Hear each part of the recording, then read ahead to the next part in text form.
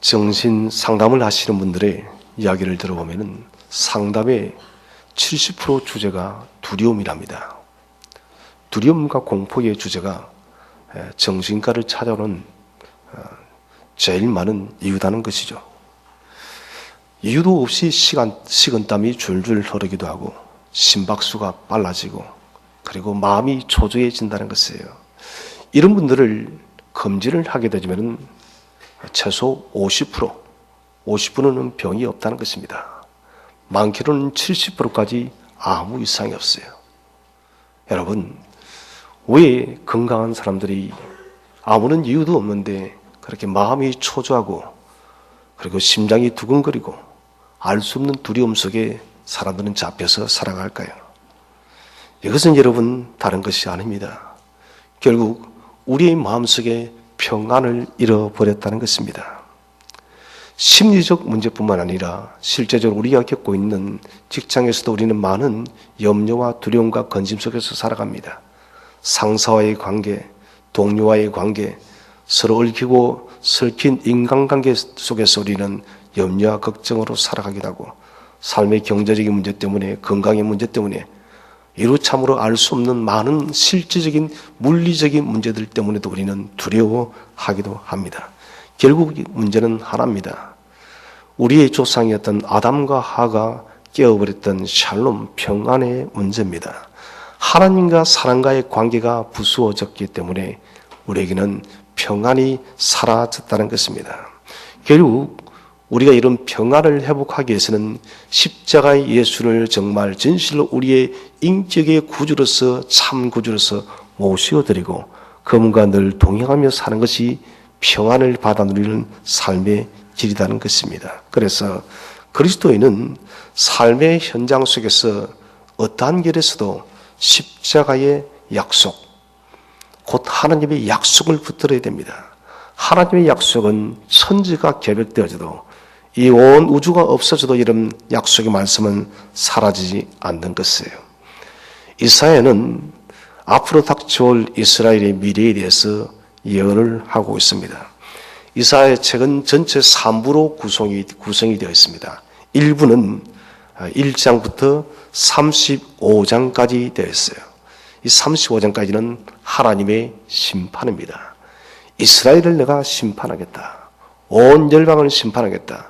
이스라엘이 이름 심판받는 이유는 아주 명료한 문제입니다. 하나님을 떠난 것입니다. 아담과 하가 하나님을 떠난 것처럼 하나님의 선민인 이스라엘 백성들이 하나님을 떠났기 때문에 하나님께서는 이스라엘을 심판하겠다는 것이에요.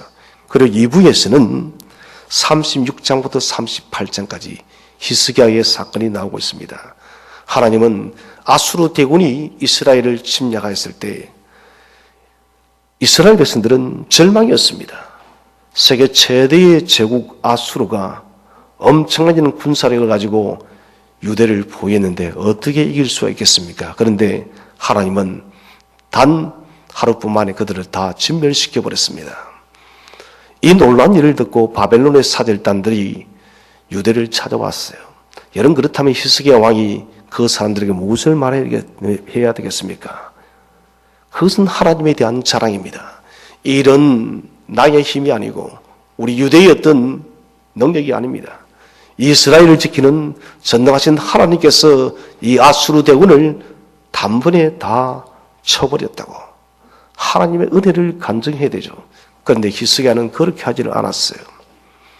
자신이 가진 보물을 보여주고 하나님의 성전 기물을 보여주면서 자기 국력을, 자기 힘을, 자기 능력을 자랑했다는 것이에요. 히스기야의 이 사건은 이스라엘 백성이 남유다가 멸망하는 결정적인 중요한 사건이 되어집니다. 세 번째 3부는 40장부터 66장까지입니다. 하나님께서 이스라엘 백성을 포로로 보내었다가 다시 이제 자유의 몸으로 귀환시키겠다. 절망의 70년이 끝이 나고 다시 고국 땅 예루살렘으로 돌아올 것이다. 이것은 여러분 나아가서 종말적 구원을 이야기하고 있습니다. 이사야 66장에 나오고 있는 새 하늘과 새 땅, 모든 여러분 성도들이 가야 될 하나님의 찬란한 천국의 나라까지 이사야 3부에서는 다루고 있습니다. 그래서 1부, 2부는 절망의 시대를 이야기하고 있어요. 이것은 우리의 구약이 말라기가 끝이 날 때 여러분 하나님의 두려운 날이 임한다 했습니다. 이것은 심판입니다. 구약의 여러분 관점은 우리는 모두가 하나님의 심판의 그 저울대 앞에 있다는 것입니다. 산물은 회복이 됐습니다. 이것은 신약을 말하고 있습니다. 새하늘과 새 땅 회복되어질 하나님 나라를 이야기하는 것이에요. 그래서 신비롭게도 이사야 여러분 1장부터 66장까지는 구약과 신약을 같이 가지고 있습니다. 39장까지가 여러분 구약의 역사를 다루고 있다면 40장부터는 오실 예수 그리스도를 통해서 이루어질 하나님의 위대한 구원의 역사, 신약의 역사가 이사야에는 담겨져 있습니다. 오늘 우리가 읽은 41장 앞에 40장에 보시면은 내 백성을 위로하라. 하나님은 39장까지 단 단무도 위로라는 말을 거의 쓰지 않습니다. 이스라엘에 대한 철저한 심판을 이야기하시다가 40장에 이르러서 비로소 하나님은 당신의 백성을 위로하라고 말씀하고 있어요. 어떻게 위로할 것인가? 이 위로의 적용장이 41장이라는 것입니다. 절망의 시간이 다 끝이 나고 난 뒤에 다시 고국 땅 예루살렘으로 돌아갈 것을 하나님은 이사야 선지자를 통해서 예언을 했습니다. 하나님 말씀하십니다. 너희가 70년 동안 포로 생활을 하였다가 너희가 다시 자유자로서 고국 땅으로 돌아왔는데 이 일의 주관자가 대체 누구냐고 묻고 있는 것입니다. 너희가 포로가 되었다가 자유자가 되어진 것은 바벨론도 아니요 페르시아도 아니요 로마도 아니고 헬라도 아니고 어떤 그런 세상의 권력이 그렇게 만든 것이 아니라 전능하신 여호와 하나님께서 이스라엘 모든 백성의 걸음걸음을 인도한다는 것을 강력하게 말씀을 하고 있어요. 그 구절이 바로 41장 4절 말씀입니다. 다 함께 우리 합독하도록 하겠습니다. 시작. 이 일을 누가 행하였느냐?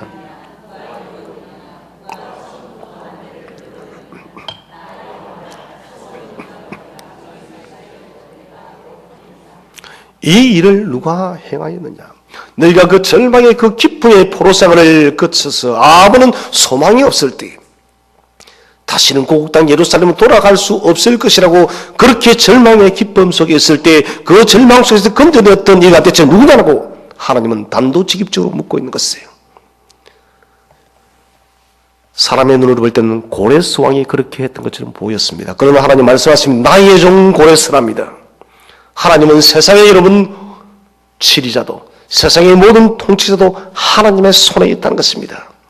페르시아 제국의 메데 바사 여러분 최대의 통치자인 고레스를 통해서 하나님은 고레스를 이용해서 하나님의 이스라엘 백성을 건져내었다는 것입니다. 곧 이것은 하나님의 선민 저와 여러분 성도들의 모든 여러분 걸음걸음 인생의 여러분 처음부터 과정과 마치는 모든 그 순간까지 하나님의 전능하신 섭리의 손이 저와 여러분의 삶을 만지고 있음을 믿으시기를 바랍니다. 우리의 삶을 우리의 인생을 하나님이 책임지는 것이에요. 우리는 교회에서 이 말씀을 수없이 참으로 많이 듣습니다. 하나님께서 내 인생을 책임지신다고. 우리가 하나님께 내 인생을 맡기게 될 때 전능하신 하나님의 손에 우리의 모든 것을 인도하신다고. 그런데 우리가 이 하나님의 섭리의 손길을 잘 믿지를 못하는 것이에요. 그래서 하나님도 말씀하십니다. 누가 행했느냐? 누가 이루었느냐? 하나님 마음이 간장이 타는 것이에요. 믿지 않으니. 하나님 마음이 여러분 죄를 슬플 때는 성도가 믿지 않을 때요. 믿음이 없이는 결코 하나님을 기쁘시게 할 수 없겠습니다. 믿음을 나아가면 반드시 그가 상 주시는 자이심을 믿으시기를 바랍니다. 하나님을 가장 영원하게 하는 것은 여러분 믿음입니다. 그래서 교회는 처음도 믿음이요, 여러분 중간도 믿음이요, 마지막도 믿음임을 확신하시기 바랍니다. 믿음이 여러분 있어야만 은혜가 내려오는 것이에요. 믿음이 여러분 올라갈 때 은혜가 내려와서 기적이 일어난다는 것이에요. 하나님 말씀하십니다. 너희는 특별해. 이스라엘아, 너희는 특별해. 사랑하는 샘터교회 성도들아, 너희는 특별해. 온 세상이 흔들리고 무너져도 나는 너를 특별한 선민으로 불렀으니 너희는 나의 거룩한 제사장이고 너희는 나의 자녀라고 하나님은 오늘도 강력하게 말씀을 하고 있습니다. 오늘 41장 4절에 보면 위대한 하나님의 이름이 이 짧은 구절의 이름은 4번 나오고 있습니다. 여호와라는 이름이. 41장의 4절을 보시면 누가 처음부터 만대를 불렀느냐? 나 여호와라. 한 번 나옵니다. 처음에도 나요. 2번 나옵니다. 나중에 있을 적에도 내가 3번 곧 거니라. 이 짧은 구절이 여러분 하나님이 당신의 이름을 걸고 맹세를 하고 있는 거예요. 누구의 이름을 걸고 있다고요? 하나님의 이름을.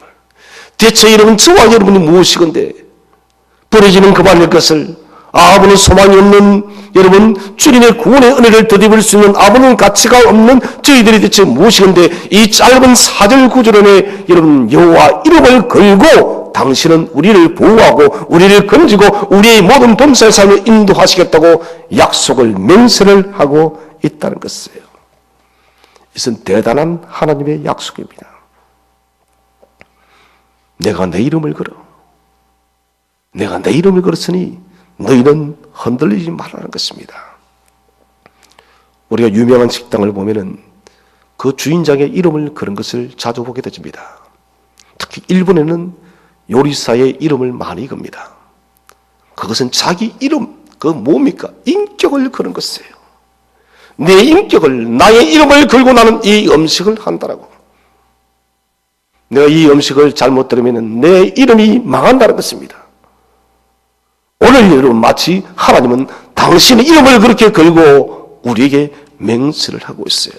하나님은 우리에게 맹세할 이유가 하나도 없습니다. 그런데 하나님은 저와 여러분에게 맹세를 하고 있다는 것입니다. 반드시 무슨 일이 있어도 내가 너희와 맺었던 아브라함과 맺었던 그 촛불 언약, 햇불 언약, 아브라함이 떠날 때 약속했던 그 약속, 이 약속을 반드시 선민인 너희에게 내가 반드시 이루겠다는 것입니다. 우리가 비록 실패해도, 우리가 비록 허물이 많아도, 우리가 비록 넘어져도 하나님의 그 승리의 약속은 변하지 않겠다는 것이에요. 사람의 말은 참 행동으로 옮기지 않습니다. 우리 목자들도 참 많이 경험을 해봤을 것인데 누구 어떤 성도가 결석을 했어요. 그러면은 말을 합니다. 아유 가야죠. 다음 주에 꼭 갈게요. 그런 말 많이 들어봤죠. 그런데 약속 지키지 않았습니다. 지나가면서 우리가 그런 말을 말하지 않습니까? 아무개야 밥 한번 먹자고, 얼굴 한번 보자고. 여러분 그 공소표를 우리가 얼마나 많이 남발합니까? 그렇게 해서 이런 밥을 같이 먹는 사람은 별로 없습니다. 사람들은 자기 말에 대해서 잘 책임을 지지 않아요. 마치 여러분 거짓말이 미덕이 되어진 시대 속에 우리가 살아가고 있다는 것입니다. 약속이 깨진다는 것은 신뢰가 무너지는 것입니다. 약속에 철저한 사람 우리가 예측 가능하다는 것입니다. 약속에 철저하지 못한 사람 여러분 예측 불가능한 럭비공과도 똑같은 사람이에요. 교회 일을 맡길 때도 마찬가지입니다. 늘 여러분 주어진 일에 약속을 다해서 지키는 사람은 마음 놓고 맡길 수가 있습니다. 그런데 일은 달라고 하는데 그 일을 맡겼는데 그 약속을 지키지 않는 사람은 여러분 정말 불안한 것입니다. 저 사람이 지난번에도 저렇게 그 일에 대해서 약속을 지키지 못했는데 과연 이번에는 또 어떨 것인가? 맡기는 자, 임명하는 자에게 일단 불안부터 찾아오는 것이에요. 저는 2019년에 우리가 살아가면서 여러분 좀 신실함을 우리가 회복해야 됩니다. 우리가 하나님처럼 신실할 수는 없겠지만 적어도 여러분 우리 성도들이 사람들이 이웃들이 공감할 수 있는 신실한 사람, 믿을 수 있는 사람, 약속을 지킬 수 있는 그런 성도가 되시기를 바랍니다. 여러분 이런 좀 책임 있는 성도가 되어야 돼요. 사람은 신실하지 못합니다만은 하나님은 신실한 분입니다. 천지가 바뀌어도 하나님 말씀 여러분 1.1획도 바뀌지를 않아요. 지금까지 저와 여러분 인생을 누가 과연 만들어 왔습니까? 저와 여러분 인생 그림을 대체 누가 인도하셨나요? 우리는 여기에 대해서 질문하면 사람들이 답변하면 하나님께서 인도하셨다고요. 그런데 과연 우리는 매일의 삶 속에서 그 하나님의 인도 앞에 우리가 정말 감격하면서 살아가고 있는지를 우리가 정말 자문해 봐야 된다는 것입니다. 어떤 성도님도 묻습니다. 목사님, 내 삶이 이렇게 처절한데 내 팔자가 있는데 무슨 하나님이 인도하냐라고 그렇게 물어요. 여러분 그것은 바보 같은 질문입니다. 여러분, 고통도 어려움도 하나님의 뜻이 있는 것이에요. 하나님의 뜻이 없는 것은 아무것도 없습니다. 사람이 이름 오르는 순간에 있으면 내려오는 때도 있는 것이고, 가는 시간이 있으면 여러분 멈추는 시간도 있는 것이고, 일하는 시간이 있으면 여러분 휴식하는 때도 있다는 것입니다. 중요한 것은 로마서 8장의 말씀대로 하나님은 반드시 합력하여 선을 이루시는 거예요. 이것은 불변입니다. 요한 3서 1장 2절 말씀 우리 한번 다 함께 읽어보겠습니다. 시작. 사랑하는 자여 내 영혼이 잘된 같이. 여러분, 이것은 주님의 중보의 기도의 소리입니다. 사랑하는 자여, 저와 여러분에 대해서 그냥 아무 이유로 이렇게 부르지 않습니다. 사랑하는 누구야, 네 영혼이 잘된 같이. 이미 우리는 예수 그리스도를 통해서 여러분 구원의 위대한 복을 받았기 때문에 우리는 영혼이 잘된 것입니다. 하나님은 여기에 만족하지 않습니다. 영혼이 잘됐다는 것은 하나님의 구원의 자녀가 되어졌기 때문에 또 다른 복을 하나님은 주기를 원하시는 것입니다. 네가 범사에 잘되고 우리 하는 모든 일들이 하나님 안에서 형통하기를 하나님은 끊임없이 지금도 중보하고 계시는 것이에요. 그리고 우리의 영과 육이 강건하기를 원한다는 것입니다. 노쇠에 가는 우리의 몸과 유혹해지는 우리의 영적인 부분을 볼 때마다 주님은 늘 강건하기를 촉구하고 기도하고 있다는 것입니다. 여러분, 주님의 이 기도 제목은 세상 끝나는 그날까지 변하지 않음을 확신하시길 바랍니다. 그래서 우리에게 필요한 것은 주님의 이 간구의 기도가 여러분 내 것으로 더 와야 돼요. 아, 주님께서 나를 이렇게 사랑하셔서 나의 영혼이 잘되었다 말씀하시고 범사도 형통하고 강건하기를 지금도 중보하시는 주님. 주님, 나는 당신의 약속을 의심치 않습니다. 주님, 내가 이 약속에 붙들려서 살아간다고.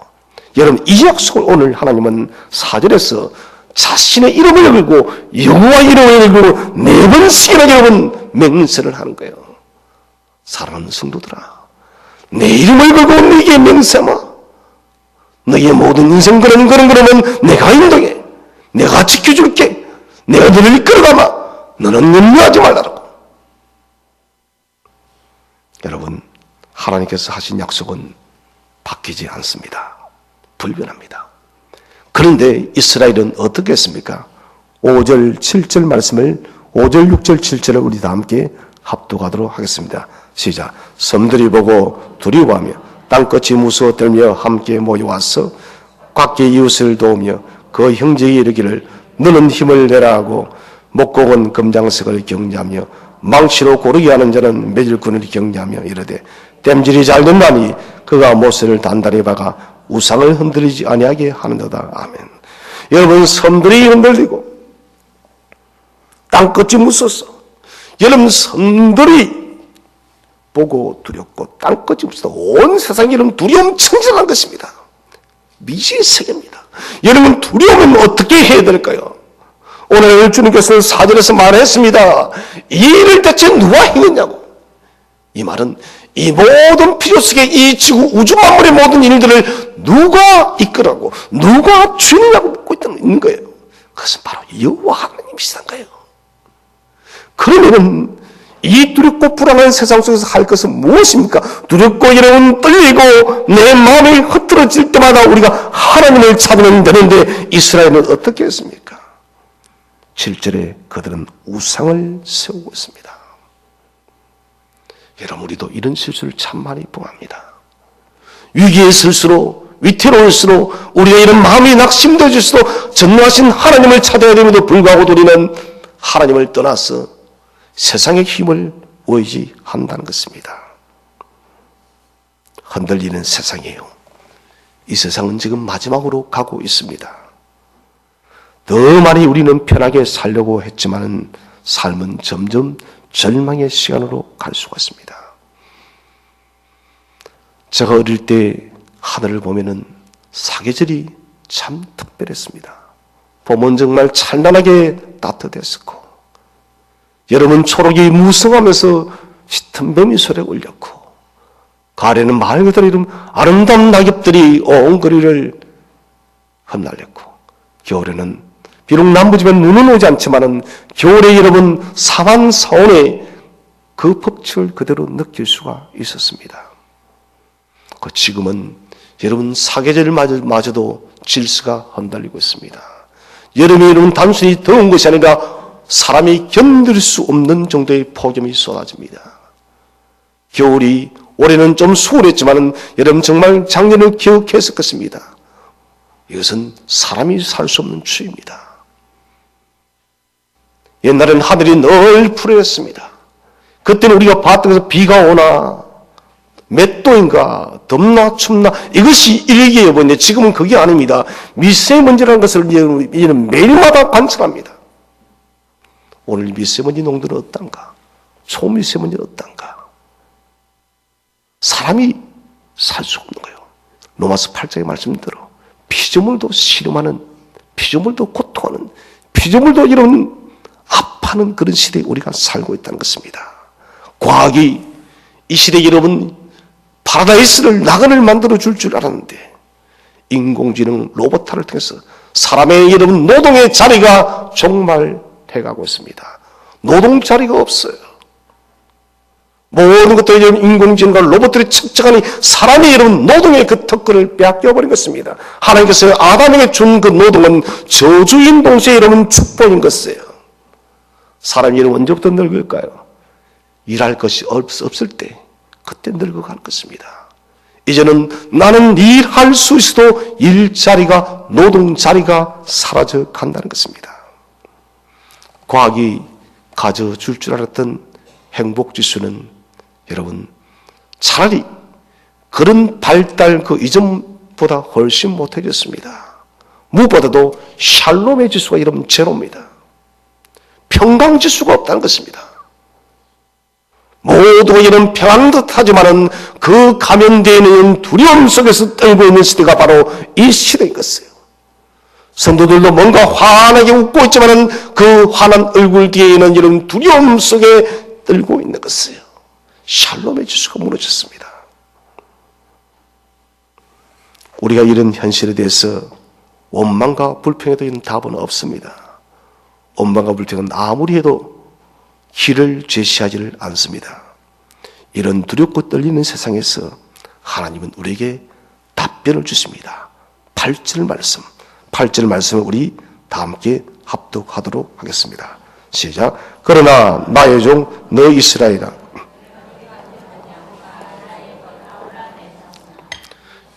저는 이 말씀이 너무 좋습니다. 하나님께서 우리를 얼마나 사랑하시는지. 여러분 누군가가 내 이름을 한 번 불러줘도 여러분 기분 좋지 않나요? 그렇죠 여러분. 저거 지나가면서 어느 집사는 이름을 부르는가 하고 이름도 몰라서 의의한다면 여러분 기분이 나쁠 거예요. 그런데 누구님 한다면 목사님이 나 이름을 알고 있어요.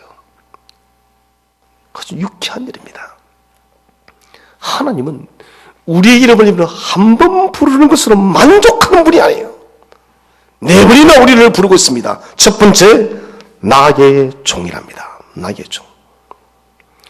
이사야 1장부터 39장까지는 여러분 나의 종이란 말이 한 번도 나오질 않습니다. 40장에서 66장까지 무려 30일이나 나와요. 이 나의 종이라는 것은 노예가 아닙니다. 하나님의 영광을 빛낼 사람. 무엇을 빛낼 사람요? 영광을 빛낼 사람.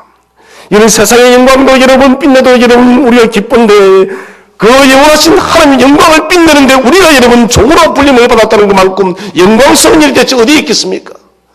세상의 그 수많은 일들을 위해서 내가 하나님의 영광을 빛내는 사람으로 노예가 아닌 하나님의 영광을 빛내는 사람, 이렇게 나의 종 한 번 부릅니다. 두 번째는 너 이스라엘. 이스라엘이라는 이름을 붙일 때는 특별한 인물을 주실 때 이스라엘이랍니다. 하나님께서는 우리에게 이런 무슨 인물을 주었습니까? 그것은 제사장 나라가 됐어. 모든 열방의 사람들을 제자 삼는 것이에요. 중요한 것은 이 일을 감당함에 있어서 하나님이 완수하기까지 절대적으로 보호하심을 믿으시길 바랍니다. 오늘 이스라엘 할 때, 너 이스라엘 할 때는 내가 네게 임무를 주니, 사명을 주니 그 사명을 완수할 때까지 하나님이 지킴을 확신하시기 바랍니다. 그래서 우리 샘터교회도 마찬가지입니다. 우리 교회를 너 이스라엘을 너 샘터교회야라고 불렀을 때, 저와 여러분 이름을 불렀을 때는 여러분 우리가 교회와 가정과 직장과 삶의 터전 속에서 그 사명을 이루기까지 하나님께서 절저하게 보호하고 있음을 믿으시길 바랍니다. 세 번째, 또 부릅니다. 내가 택한 야곱. 내가 택한 야곱. 여러분, 야곱은 우리가 알다시피 간교한 자, 발 뒤꿈치를 잡은 사람. 태어날 때 형 에스의 발꿈치를 잡고 자신이 장자가 되기 위해서 모든 방법을 다 동원했던 사람입니다. 팥죽을 가지고 형의 장자권을 뺏어왔습니다. 아버지 이삭을 속여서 그가 장자의 축복을 받았어요. 그가 창세기 32장에서 야복강가에서 하나님과 씨름을 할 때 하나님은 그에게 네 이름이 뭐냐? 내가 야곱이니이다. 다시는 너를 야곱이라 하지 않을지언 너를 이스라엘이라 할지어다. 이것은 하나님과 더불어 싸워 이겼다. 여러분, 이 말은 뭐냐? 하나님과 더불어 힘을 얻어 강하게 된 사람이에요. 같이 한번 인사합시다. 하나님께서 당신을 강하게 하셨습니다. 시작. 그게 누구다고요? 나 자신이 하겠습니다. 목사님, 저는 그렇지 않은데, 아니요. 하나님이 그렇다는 거예요.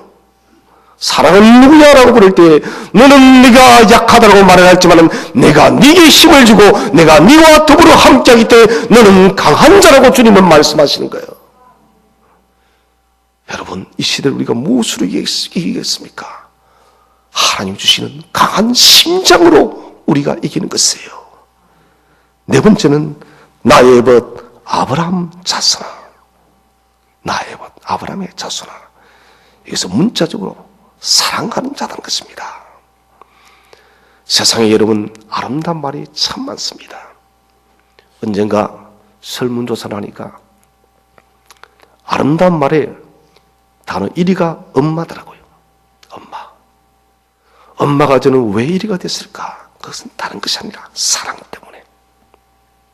엄마만큼 사랑을 잘 표현할 수 있는 분이 대체 있을까요? 없습니다, 여러분. 그만큼 사랑은 위대하다는 것입니다. 우리를 여러분 다른 어떤 일이 아니라 사랑하는 누구야라고 지금 부르고 있는 것이에요. 나의 벗 아브라함. 하나님은 아브라함을 사랑했다는 것이에요. 사랑한 아브라함의 자손인 저와 여러분에게도 아브라함에게 주셨던 그 사랑을 여전히 동일하게 주시고 있다는 것입니다. 이 사랑은 불변합니다. 그래서 아무것도 두려워하지 말라는 것입니다. 여러분, 성도의 생애를 알기 위해서는 아브라함의 생애를 보면 됩니다. 아브라함이 갈대우르를 떠났어. 그가 모진 세월을 보내고 100세 때에 이삭을 낳고 모리아산에서 이삭을 드리고 난 뒤부터는 그는 완전한 사람이 되었어요. 저와 여러분 아브라함의 후손인 것이에요. 아브라함의 이 생애는 우리의 생애를 그대로 보여주는 거예요. 내가 여호와께서 아브라함처럼 우리를 그렇게 만들겠다는 것입니다. 우리의 이름을 한 번 부른 것이 아니라 4번 불렀습니다. 이것을 사중구조래요. 사중구조. 나의 종 이스라엘 야곱아, 나의 벗 아브라함 자손아. 점진적으로 여러분 더욱더 인격적 관계로 깊어져 가고 있습니다. 종에서 이스라엘에서 야곱에서 그리고 자손아. 하나님은 나의 이름을 부를 때 점점점 그 이름을 강화시키고 있는 거예요. 한 번 불러도 하나님은 성황되며 두 번 불러도 하나님은 모자란 것입니다. 세 번 불러도 모자랍니다. 네 번 부르고 나서 하나님이 만족합니다. 그때서 비로소 주님께서는 얼굴과 얼굴을 맞대고 있는 것처럼 저와 여러분을 보면서 하나님은 만족하고 있다는 것입니다.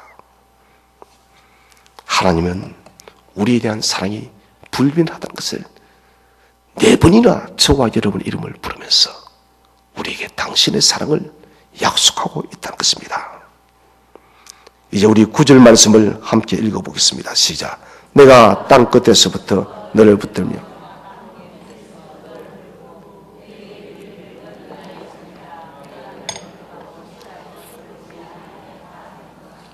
붙들고 버리지 않았다. 여러분, 하나님은 붙드시는 하나님이십니다. 신약에는 이것을 크라티오랍니다. 크라티오. 주께서 붙들고 계신다는 거예요.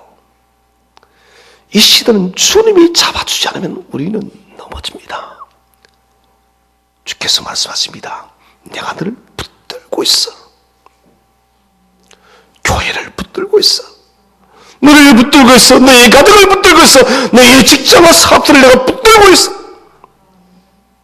하나님은 붙드시면 놓지 않는 분이에요. 그래서 버리지 않았다.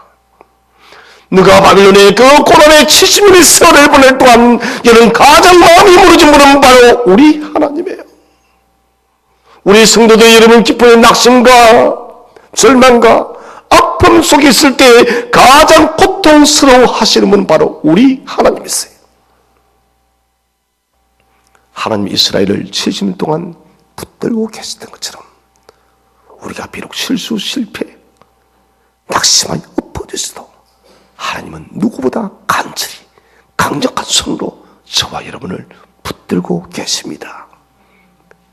변하지 않습니다. 이제 이런 약속의 주체자가 대체 누구냐는 겁니다. 41장 10절 말씀이죠. 우리 이 말씀을 참 좋아하지만은 이 내용의 의미를 많이 놓칩니다. 10절 말씀을 다 함께 읽어보겠습니다. 시작. 두려워하지 말라. 내가 너와 함께함이라. 놀라지 말라. 나는 네 하나님이 됨이라. 내가 너를 굳세게 하리라. 참으로 너를 도와주리라. 참으로 나의 의로운 오른손. 아멘. 여러분, 이 위대한 말씀의 주체자가 여호와다는 것이에요. 우리를 4번이나 부릅니다. 나의 종아 이스라엘아, 택한 야곱아, 아브라함의 자손아, 내가 너를 붙들고 버리지 않는데 누가? 나 여호와가. 여러분, 이것을 우리가 피로 맺은 언약이랍니다. 여호와라는 이름 속에는 여러분 손에 못자국을 부라는 뜻이 있어요. 손에 못자국을 여러분 누가 달렸어요? 예수님이었습니다. 하나님 이름 자체가, 야훼라는 이름 자체가 나의 손에 못자국을 박아요. 주님은 만세 전부터, 이미 여러분 이 땅이 창조되어지기 전부터 저와 여러분의 무엇으로 약속했느냐? 당신의 독생하신 위아들 십자가의 그 사랑으로 저와 여러분을 보호하기로 약속하였음을 믿으시기를 바랍니다. 그래서 우리가 나는 여호와라 할 때 우리가 여러분 마음이 진동을 해야 되는 거예요. 여호와라는 그 이름 뜻이 뭐라고요? 나의 손에 십자가를 보라. 나는 여호와라 할 때마다 주님은 무엇을 가지고 약속하느냐? 십자가를 가지고 약속하는 거예요. 내가 너희를 위해서 죽기까지 복종했지 않느냐? 너희를 위해서 모든 물과 피를 다 쏟지 않았느냐? 나는 피의 십자가로서 너희를 지키고 너희를 보호할 것을 약속한다는 것입니다. 이게 이름 야훼 하나님의 이름의 깊은 뜻이에요. 피로 맺은 하나님의 이 약속의 5가지가 대체 뭘까요? 41장 10절을 보면은 5가지의 약속이 납니다. PPT를 한번 띄워주시기 바랍니다. 첫 번째는 같이 한번 다 함께 읽어보겠습니다. 시작. 두려워 말라. 나 여호와가 함께함이라. 두려워 말라. 나 여호와가 함께함이라. 내가 여러분 두려움을 떨쳐내는 것이 아니에요, 여러분. 누가 떨쳐내는 것입니까? 하나님이십니다. 하나님께서 두려움의 실체를 제거함을 믿으시길 바랍니다. 이런 마음이 여러분 낙심되어지고 마음이 여러분 지칠 때 여호와 앞에 엎드리시기를 바랍니다. 목사인 저도 여러분 지칠 때도 많고 낙심될 때도 참 많습니다. 목사는 어찌하든 성도들을 많은 위로를 해야 됩니다. 어떤 때는 내가 지쳐서 위로가 받고 싶어요. 그런데 위로를 해야 됩니다. 그 위로해야죠. 그때는 저는 기도합니다. 하나님, 저도 좀 위로해 주세요. 참 눈물이 나요. 하나님 저도 좀 위로해 주세요. 나도 하나님 위로를 좀 받고 싶어요. 하나님 위로해 달라고. 하나님은 참 신비한 분이에요. 그 기도를 마치고 나면 내 마음에 위로의 주가 찾아오시고 혹은 사람을 보내시기도 하시고 혹은 시간을 주시기도 하시고 때를 찾아서 하나님은 위로하시고 두려움의 실체, 낙심의 실체를 제거하는 분이십니다. 여러분, 두려워 말라 하신 분이 하나님이십니다. 여호와께서 함께 하십니다. 여러분, 주께 엎드리시기를 바랍니다. 자, 두 번째 무슨 약속을 하고 있습니까? 다 함께 읽겠습니다. 시작. 놀라지 말라. 나 여호와가 너희 하나님이 됨이라. 두 번째 약속은 놀라지 말라. 나 여호와가 너와 함께한다. 너희의 하나님이다. 다급하고 위험한 상황입니다. 눈을 크게 뜨고 급에 질려 있어요. 이런 모습을 지금 누가 보고 있느냐? 주님이 보고 있는 거예요. 요즘 TV가 예능인의 관찰 프로그램입니다. 어떤 사람이 일을 하면서 펜을 도이들이 앉아서 저 어떻게 하면서 관찰하는 거예요.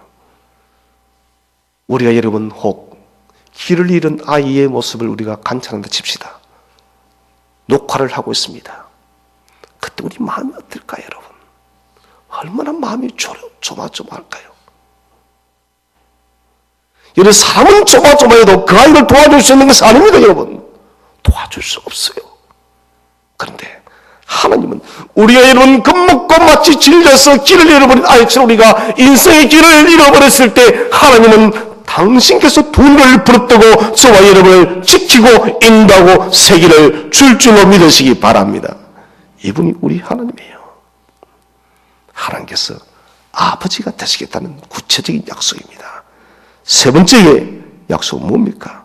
시작. 나 여호와가 굳세게 하리라. 굳세게 한다는 것은 견고하게 하겠다. 우리 인생의 삶을 견고하고 강하게 하여서 어떤 침략에도 결단코 그 성이 무너지지 않도록 우리를 보호하겠다는 것입니다. 세상 사람들이 우리를 넘어뜨렸다고 말할지 모르겠지만 그러나 주께서 우리의 성을 견고하게 지켜줄 줄로 믿으시기 바랍니다. 네 번째 함께 읽겠습니다. 시작. 참으로 너를 도와주리라. 그냥 도와주는 것이 아닙니다. 이 돕다는 말은 군사적 지원이에요. 지금 내가 병력이 1000명밖에 없는데 10만 명이 쳐들어왔습니다. 그런데 갑자기 이웃나라에서 여러분 100만 대군을 보내주면 얼마나 힘이 나겠습니까, 여러분? 그런 의미입니다. 내가 군사적 지원하겠다. 이 말은 내가 천군 천사를 보내어서 너를 도와주겠다는 것이에요. 엘리사의 한 생도가 이방 나라의 아람의 침입 앞에서 두려움에 뜰 때 엘리사가 뭐랍니까? 두려워하지 말라고. 저 하늘을 보라고. 저 하늘을 봤더니 하나님의 여러분 불말과 천사들이 내려오는 거예요. 하나님은 늘 도와주리라 약속했다면 여러분 천군 천사를 보내줄로 믿으시기 바랍니다. 하나님 천군 천사를 보내서라도 우리를 돕겠다는 것입니다. 다섯 번째 약속입니다. 시작. 오른손으로 너를 붙들리라. 이런 위로 지켜. 오른손은 성경은 언제나 오른쪽이든 왼쪽이든 여러분 오른쪽이에요. 하나님 왼쪽으로 듣는 것이 아니라 오른손으로 너를 붙들리라. 이것은 오른손으로 너를 높이 세우리라 이 말입니다. 승리하게 하겠다. 승리. 오른손으로 너를 높이 세워서 승리하게 하겠다. 참으로 주님은 이 일을 위해서 저와 여러분을 돕기 위해서 십자가에서 죽고 부활하심으로 이 승리를 주었음을 믿으시기를 바랍니다. 41장 10절에 하나님은 오늘도 저와 여러분과 함께하고 역사하십니다. 삶이 힘들고 일어날 수 없는 시간이 지난 시간이 그랬는지도 모르겠고 앞으로 찾아올 2019년도 그런 시간이 있을 것입니다. 그러나 하나님이 일으켜요. 로뎀 나무 아래에 들어누워서 죽기를 자초했던 엘리야. 하나님 나는 더 이상 저는 선지자의 사명을 감당치 못하겠다고. 저는 그 마음 100번 1000번 이해갑니다, 여러분. 목회를 하다가도 100번, 1000번 그만두고 싶은 마음이 한두 번이 아니에요, 여러분. 힘이 드니까. 엘리야도 그 시대의 악한 아합 때 사역을 하긴 했는데 그 갈멜산 대첩 위에 회개하기는커녕 이스라엘은 또다시 완악해지고 이세벨이 엘리야를 죽이겠다니 엘리야가 브엘세바까지 도망을 치며 남북 끝까지. 그리고는 주님 나를 죽여달라고. 여러분, 엘리야의 마음을 누구보다 더 잘 아시는 분은 우리 하나님이세요. 하나님은 천사를 보냅니다. 오늘도 천사를 보낼 줄로 믿으시기 바랍니다. 천사를 보내어서 여러분 따뜻한 떡과 물을 줘서 엘리야를 깨워요. 엘리야 너 일어나. 아닙니다, 여러분. 자꾸 얼음 만지면서 엘리야가 그 떡을 먹고 또 잠이 듭니다. 또 천사를 또 보내요. 그래 또 깨웁니다. 엘리야 일어나라고. 그리고는 먹이고 마시겠어. 목적지까지 호렙산까지 가겠다는 것입니다. 베드로가 주님을 3번 부인하고 3번 부인한 것이 끝이 아닙니다. 저주면서까지 했습니다. 완전히 실패한 베드로예요. 그 베드로를 주님이 찾아오셔서 조반을 딱 차리고 베드로에게 여러분 밥을 먹이잖아요. 그 먹은 식사를 통해서 망감이 교차했을 것입니다. 주님은 베드로를 책망하지 않습니다. 다 아시니까요. 우리의 약함을 아시니까. 말씀하세요. 네가 나를 사랑하냐고. 먹이고 난 뒤에 예, 주님 사랑합니다. 3번 물을 때 주님 내가 당신을 사랑하니 죽겠으면 하신다라고 눈물을 왈칵 쏟았을 것입니다. 그리고 난 뒤에 내 양을 치라고 겉에서 사명을 주는 것입니다. 배신한 사람까지도 저주 맹세한 사람까지도 다시 이렇게 세우신 하나님입니다. 시편 121편에 나의 도움이 어디서부터 올까? 천지를 지으신 여호와께로부터다. 여러분, 하나님 약속은 불변합니다. 올 2019년 우리가 달려갈 길 어떤 일이 우리에게 찾아올지 알 수가 없습니다. 그러나 잊지 말 것은 하나님이 저와 여러분의 아버지가 되시고 저와 여러분의 아버지가 되었기 때문에 어떠한 삶의 현장에도 불변의 약속으로 우리의 손을 꼭 붙들고 우리의 2019년 인생길도 함께 동행하여 승리케 할 줄로 믿으시기를 바랍니다. 그러나 이 한 해를 주 예수 그리스도와 믿음으로 동행하여 넉넉히 승리하는 복된 한 해가 되시기를 주의 이름으로 축원드립니다.